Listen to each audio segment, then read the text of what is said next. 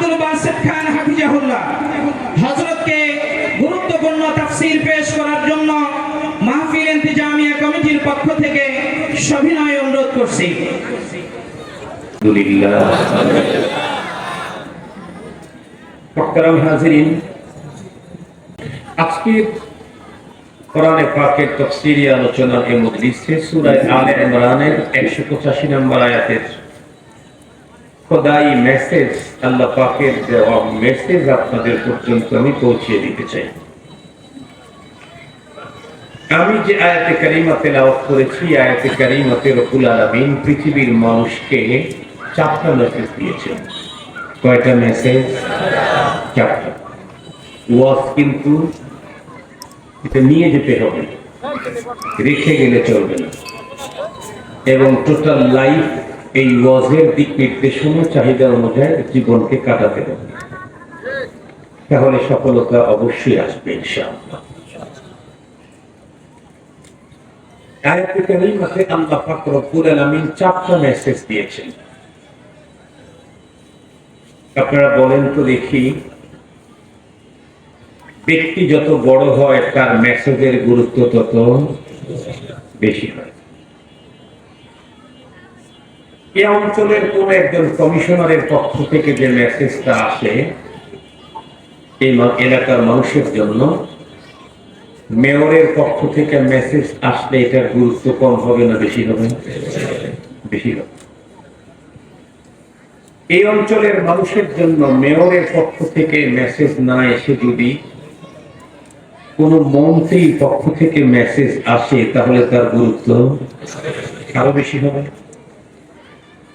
Normal কোন মন্ত্রণালয়ের মন্ত্রীর পক্ষ থেকে না এসে যদি প্রাইম মিনিস্টারের পক্ষ থেকে, এখন তো প্রাইম মিনিস্টার নয়, এখন আছে হলো প্রধান উপদেষ্টা, এই প্রধান উপদেষ্টার পক্ষ থেকে যদি আসে তাহলে তার গুরুত্ব আরো বেশি। তার মানে মেসেজ যে দাতা যত বড় হবে তার মেসেজের গুরুত্ব তত বেশি হবে। আমি জিজ্ঞেস করতে চাই, অনেক বড় আছে, বড়র উপরে বড় আছে, বড়র উপরে বড় আছে, কিন্তু এমনও এক বড় আছে যেই বড়র উপরেও বড় নাই, যেই বড়র সমানও বড় নাই। সে কে? উনি এমনই এক বড় যার উপরে তো নাই নাই, তার সমানও নাই। সূরাতুল ইখলাসে আল্লাহ পাকের ঘোষণা, আল্লাহ বলেন কুল হুয়াল্লাহু, পড়েন না, কুল হুয়াল্লাহু আহাদ। আল্লাহ কয়জন? এরপরে পড়তে পড়তে শেষের আয়াতে কি ওয়ালাম ইয়াকুল লাহু কুফুয়ান, ওইখানে আহাদ, ওয়ালাম ইয়াকুল লাহু কুফুয়ান আহাদ। রবের সমকক্ষ পৃথিবীতে আর কেউ নেই। সমকক্ষ হবে কেমনে? কারণ আসমান জমিন সহ যা দেখি আর না দেখি সবই হলো তার সৃষ্টি, আর উনি হলেন সকল সৃষ্টি স্রষ্টা। সৃষ্টির স্রষ্টা সৃষ্টি কখনোই সমান হতে পারে না।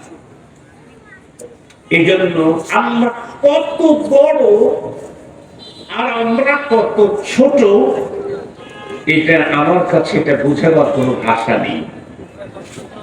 তাম দুনিয়ার সবাই কত ছোট, এটা বোঝাবার ভাষা নেই। রব্বুল আলামিন যেহেতু সবচেয়ে বড়, সবার বড়, সবকিছুর স্রষ্টা, খালেক ও মালিক, সঙ্গত কারণেই তার মেসেজের গুরুত্বের চাইতে অধিক গুরুত্বপূর্ণ মেসেজ পৃথিবীতে আর কারো নাই। সুতরাং খোদাই এর মেসেজগুলি সর্বাধিক গুরুত্বের সাথে শুনতে হবে। আমাকেও মুহাব্বত, আজমত এবং গুরুত্বের সাথে আপনাদের খেদমতে উপস্থাপন করতে হবে। আল্লাহ পাক যে 4 মেসেজ দিয়েছেন এই আয়াতে কারিমাতে, এর ভিতরে প্রথম মেসেজটাই এমন যেই মেসেজকে অস্বীকার করবার মতো মানুষ এই পৃথিবীতে এখানে ওখানে সেখানে কখনো এই পৃথিবীতে একজনও আসে নাই, এখনো নাই, কিয়ামত পর্যন্ত আসবে না। প্রথম মেসেজটাই এমন, যে মেসেজকে অস্বীকার করবার মতো মানুষ পৃথিবীতে একটাও ছিল না, এখনো নাই, কিয়ামত পর্যন্ত আসবে না। অথচ এই পৃথিবীতে মেসেজ যিনি পাঠিয়েছেন তাকে অস্বীকার করার লোকের অভাব নাই। কে যেন উনি? আল্লাহ।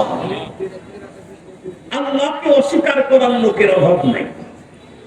বরং সমাজ আর বর্তমান পরিস্থিতি এত ভয়ঙ্কর, তাওহীদবাদী একত্ববাদী মানুষের ফ্যামিলির ঘর থেকেও আল্লাহর অস্তিত্বকে অস্বীকার করার মতো ভয়ঙ্কর মানুষ তৈরি হতো। মুমিনের ঘরের ভিতরে কমিন তৈরি হচ্ছে, মুমিনের ঘরে কমিন তৈরি হচ্ছে। আল্লাহকে অস্বীকার করার প্রচুর লোক আগেও ছিল, এখনো আছে, কিয়ামত পর্যন্ত সংখ্যা কমবে না বাড়বে? বাড়বে। কেন?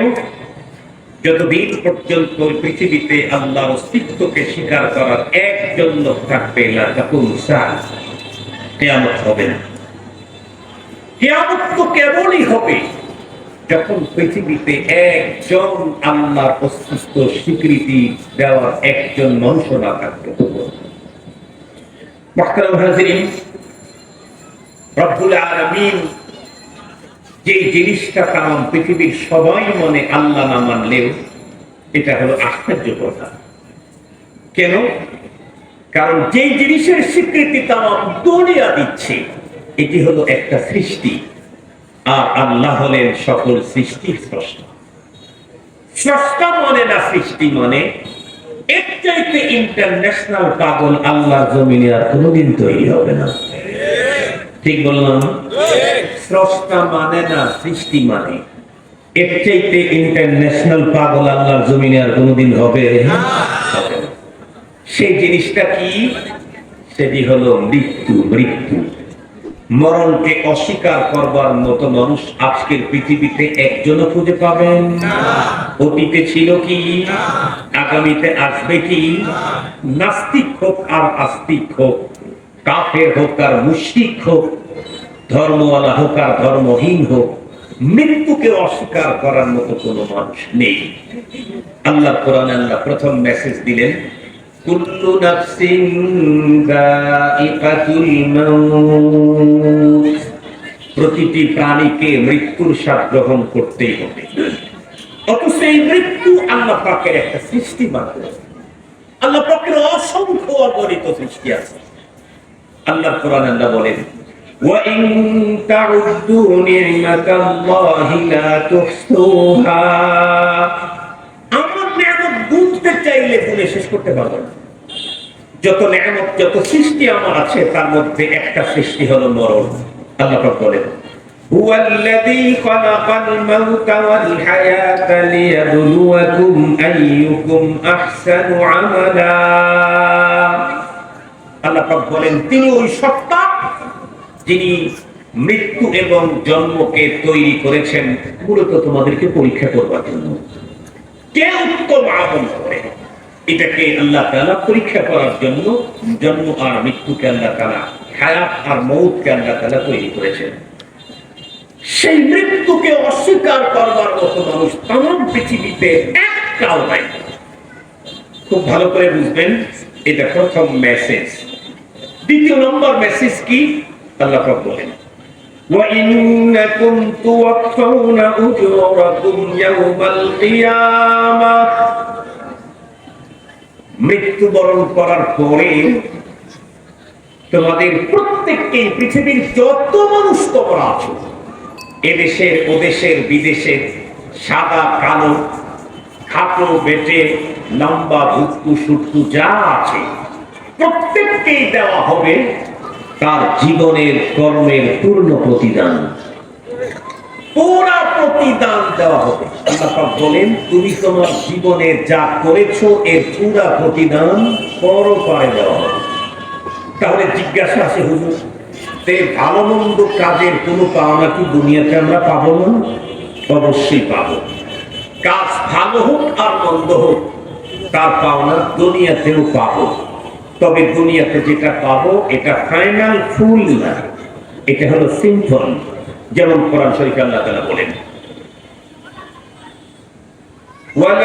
وَلَنُذِيقَنَّهُم مِّنَ الْعَذَابِ الْأَدْنَىٰ دُونَ الْعَذَابِ الْأَكْبَرِ لَعَلَّهُمْ يَرْجِعُونَ। আল্লাহ পাক বলেন, আমি তোমাদেরকে পরকালের ফাইনাল ভয়ঙ্কর শাস্তির আগে দুনিয়াতে সিম্পল শাস্তি দিয়ে থাকি। কেন? যাতে করে এই শাস্তি দেখেই তোমরা অপরাধের কাছ থেকে নিজেকে গুটিয়ে নিতে পারো। তাহলে বোঝা গেল, এই পৃথিবীতে অপরাধীদের যতই শাস্তি হোক, যদি এই অপরাধের তওবা করে আল্লাহর কাছ থেকে বিষয়টা ডিসমিস করে না নিতে পারে, তাহলে এর পুরোপুরি পাওনা দেওয়া হবে কোথায়? আখিরাত। ঠিক তদ্রূপ নেক কাজ মানুষ দুনিয়াতে যতই করুক, আর এর কারণে তার জীবন যতই সম্মানিত হোক, পৃথিবীতে এই পাওনা তার নেক কাজের ফাইনাল না, পুরোপুরি পাওনা না। পুরোপুরি পাওনা দেওয়া হবে আখিরাত। সঙ্গত কারণেই আমার জীবন যেটা আল্লাহ আমাকে দিলেন, এই জীবনটা বড় হিসাব নিকাশ করে কাটানো দরকার।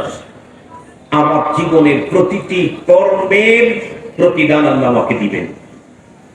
কোন কোন কর্মের প্রতিদান দিবেন কোরআন শরীফের ভিতরে আল্লাহ তাআলা তাও বলেছেন। আল্লাহ বলেন, فَمَن يَعْمَلْ مِثْقَالَ ذَرَّةٍ خَيْرًا يَرَهُ وَمَن يَعْمَلْ مِثْقَالَ ذَرَّةٍ شَرًّا يَرَهُ। তোমার জীবনে যদি পরমাণু পরিমাণ যে কাজটা তোমার জীবনে আছে, এটার প্রতিদান তোমাকে দেওয়া হবে। তবে ভালো করলে প্রতিদান, একটু আওয়াজ করেন না ভাই, ভালো করলে, মন্দ করলে, আরো জোরে বলেন, মন্দ করলে মন্দ, ভালো করলে ভালো, মন্দ করলে মন্দ। রব্বুল আলামিন আরেক জায়গায় আরো বলেন, ওয়ালা ইউযলামুনা ফাতিলা। কারো উপরে কিঞ্চিত পরিমাণে জুলুম করা হবে না। এমনকি ফেরাউনের উপরেও জুলুম করা হবে না, নমরুদের উপরেও জুলুম করা হবে না, হামানের উপরেও জুলুম করা হবে না। কার উপরে কিঞ্চিত পরিমাণে জুলুম করা হবে না। তবে পরকালে প্রত্যেককেই তার কৃতকর্মের প্রতিদান পুরাপুরি দেওয়া হবে। পুরাপুরি। যে ভালো করেছে তাকে ভালো দেওয়া হবে, যে মন্দ করেছে তাকে মন্দ দেওয়া হবে। এখন সবচেয়ে গুরুত্বপূর্ণ একটা কথা বলবো, যেটা নিয়ে আমাদের দেশের মানুষ অনেক বিভ্রান্তিতে আছে, অনেক মূর্খতার ভিতরে আছে, অনেক অজ্ঞতার মধ্যে আছে। সেটি হলো, ভালো কাজ করলে ভালো প্রতিদান পাবো 100%, মন্দ করলে মন্দের প্রতিদানও পাবো 100%। কিন্তু ভালো বলতে কোনটা, মন্দ বলতে কোনটা? ভালো বলতে কি বোঝায়, মন্দ বলতে কি বোঝায়? এই বিষয়টা আপনাদেরকে খুব গভীরভাবে, খুব কেয়ারফুলি এই বিষয়টা আপনাদেরকে শুনতে হবে। ভালো কোনটা আর মন্দ কোনটা? আমরা অনেক সময় দেশের বিভিন্ন জায়গায় বিভিন্ন দিনই কাজে অংশগ্রহণ করতে গেলে কিছু মানুষকে দেখি যে ভালো কাজ সে করতেছে, কিন্তু পদ্ধতিটা তার ভালো না। আমরা তখন বলি, ভাই আপনি এই কাজটা এভাবে করতেছেন কেন? তখন বলে, হুজুর আপনি কি যে বলেন, এত কিছু মানলে কি আর ভালো কাজ করা যায়? এত কিছু মানলে কি আর ভালো কাজ করা যায়? আমি কি আমার জন্য করতেছি হুজুর? আমি তো দিনের জন্যই করতেছি, দিনের জন্য করতেছি। যেমন কথার কথা বলি, যেমন আপনাদের এই অঞ্চলের ভিতরে কোন এক আল্লাহর বান্দা নতুন ফ্যাক্টরি করছে, আল্লাহর বান্দা ফ্যাক্টরি করছে মাত্র, এখনো ব্যবসায় দাঁড়াইতে পারে নাই। ঠিক সেই মুহূর্তে আপনাদের ঈদগাহ মাঠের চতুর্দিকে বাউন্ডারি করবেন। কথার কথা বলতেছি, কথার কথা। এখন আপনারা ওই ফ্যাক্টরি মালিকের কাছে গিয়ে বললেন, ভাই আমাদের ওইখানে তো ঈদগাহ মাঠের বাউন্ডারি শুরু করছি, তো আমাদেরকে ওখানে কিছু সহযোগিতা করতে হবে। অথচ আল্লাহর বান্দা মাত্র 2 বছর হয় ব্যবসা শুরু করছে, এখনো তার প্রতি মাসে লাখ লাখ টাকা লস গুনতেছে। এরপরেও সে জারি রেখেছে, চালু রেখেছে কেন? হয়তো আগামী বছর থেকে সে লাভ দেখতে পাবে। আপনি তখন গিয়ে তার উপরে চাপায় দিলেন কি এখানে কিছু অংশগ্রহণ করতে হবে। উনি বলতেছিলেন, ভাই আমি তো খুব লসে আসি, আমি তো এই মুহূর্তে কিছু করতে পারতেছি না।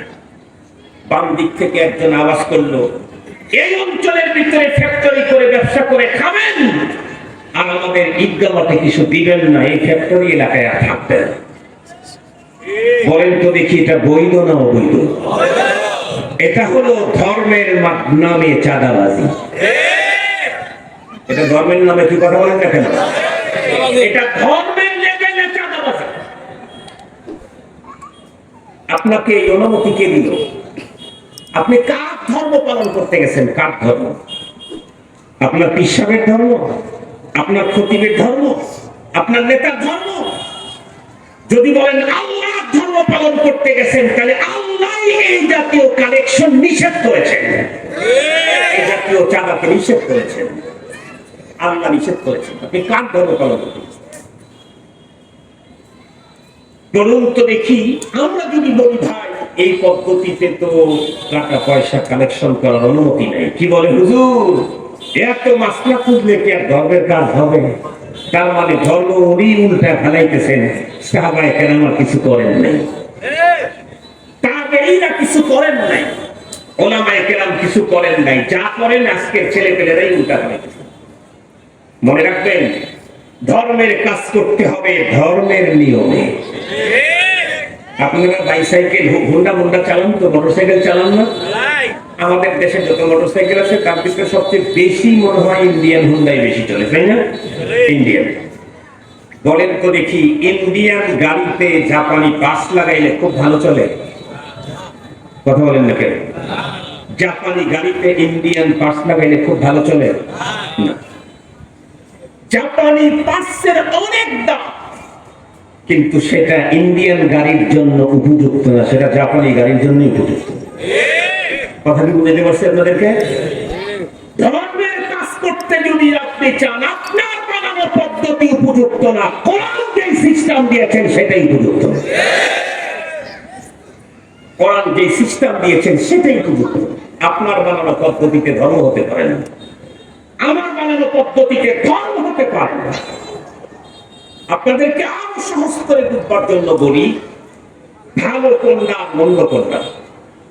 আপনাদেরকে বললেন হুজুর ভালো কাজই তো করতে গেলাম, কিন্তু বাধা দিলেন তো আপনি। কি ভালো কাজ করতে গেছেন? আপনি চাঁদাবাজি করতে গেছেন। আপনি একজন মানুষের কাছ থেকে দ্বীনের কাজে সহযোগিতা চাইবেন, পদ্ধতি আলেমের কাছ থেকে শিখেন। আলেমরাও চাঁদা নিয়ে কোটি কোটি টাকা প্রতি বছরে ব্যয় করে মাদ্রাসা চালায়, কিন্তু কোন দাতা বলতে পারবে না কোন আলেম এসে কোন দাতার কাছে বার্গেনিং করে টাকা নিয়েছে। বরং এক দাতার কাছে 10 বার ঘুরে আসছে, তারপরেও বিনয়ের সাথে বলছে, হাজী সাহেব যদি কিছু সহযোগিতা করতেন আমার ইয়াতীমরা খেতে পেত। কি বৃষ্টি? কই আমার চোখে তো এখনো বৃষ্টি পড়লো না, কার আগে আপনাদের এই অবস্থা দেখতেছি। অথচ বাংলাদেশের অনেক জায়গা এমন আছে মুষলধারে বৃষ্টির ভিতরেও লোক দাঁড়িয়ে দাঁড়িয়ে এই হাঁটুর অর্ধেষ্ট কাপ্তানি পর্যন্ত শুনেছে। ইতিহাস বহু আছে।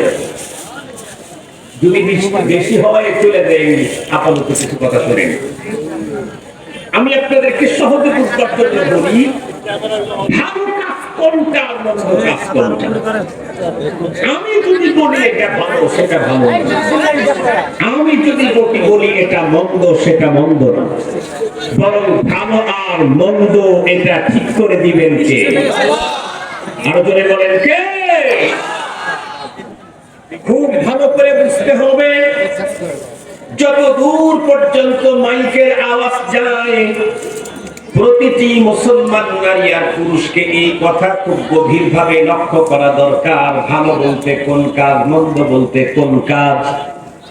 আমার দৃষ্টিতে যেটা ভালো সেটাই ভালো হতে হবে এমনটি না, আমার দৃষ্টিতে যেটা মন্দ সেটাই মন্দ হতে হবে এমনটি না। বিষয়টাকে বুঝাবার জন্য বলি, খুব ভালো করে বুঝবেন। আমাদের বন্ধুরা, আমার দেশের ভিতরে সরকারের যত আইন আছে, এই আমার দেশের আইন এবং ইন্ডিয়ার আইন কি সেম সেম হয় নাকি? অনেক বিষয় আছে ইন্ডিয়াতে বৈধ, আমার দেশে অবৈধ। কথা বলেন না কে? অনেক বিষয় আছে আমার দেশে বৈধ, ইন্ডিয়াতে অবৈধ।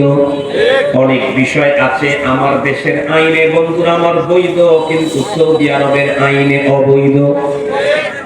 যেই মানুষটা যেই দেশে বাস করে তাকে ওই দেশের নিয়ম মানতে হয়। সেই নিয়ম যদি না মানে তাহলে সে দেশের রাষ্ট্রপ্রধান রাষ্ট্রীয় আইন অমান্য করার কারণে তারে পানিশমেন্ট দেয়, জেলখানায় ভরে দেয়।